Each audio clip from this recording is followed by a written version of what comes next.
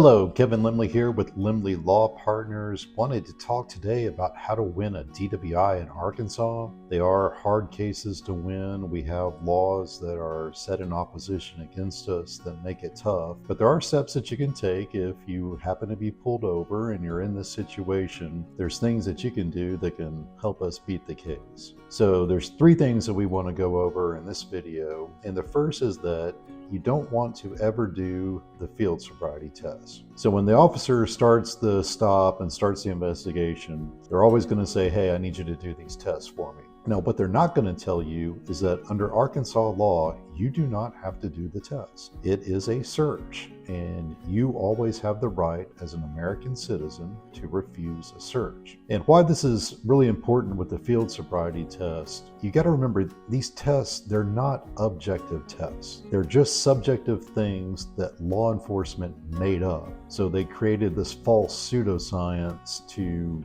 give more of a basis on what they're saying. Because when they pull over, they're always going to say your speech was slurred, your eyes were bloodshot and watery. And so they've come up with these tests just to give them more ammunition. And so you always want to refuse them. If you take them, you're not going to pass. They're just going to come up with some reason that you failed it. And one in particular that I want to talk about is the one-leg stand. And so we'll just give an example on this. If you say, hey, Kevin, I want you to stand on one leg for 30 seconds. Well, I can do that no problem if you let me do it the way I've always done it, which is a flamingo. I raise my knee and it's bent. I can do that all day long. But under the test, you've got to hold your foot at this certain position, 6 inches off the ground with your toe pointed up. That's not something I've ever done in my life. And I've tried it many, many times when I'm perfectly sober, and I can't do it for the full 30 seconds. So the point is, just refuse all the field sobriety, and then they can't use that as evidence against you. The next thing that we're going to talk about is don't answer the substantive questions. So the officers pulled you over.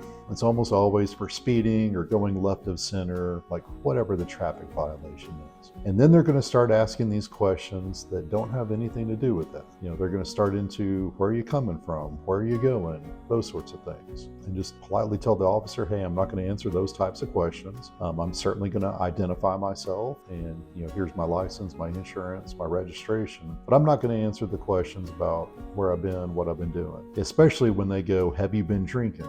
The correct answer is, officer, I'm just not going to answer any questions. People will freeze in this moment and they'll say the first thing that comes to their head. And if you say anything like I've had 2 shots or 3 shots, well, that's immediately going to be used as evidence. And some judges will find you guilty just on the fact that you admitted that you were drinking. But if you just say, hey, I'm not going to answer the questions, here's all my information that you need for the traffic stop, then you're not giving them any evidence that they can use against you. And, they're going to threaten you, they're going to intimidate you. You go, well, if you're not going to answer my questions, I'm going to have to take you in. And the correct answer there is like, all right, well, go ahead and take me in. He's already made up his mind. He's going to arrest you at that point. He's just trying to make his case stronger and hoping that you're going to admit something that you can't take away later. Then the final thing we want to talk about is the officer is always going to want you to blow into the breathalyzer.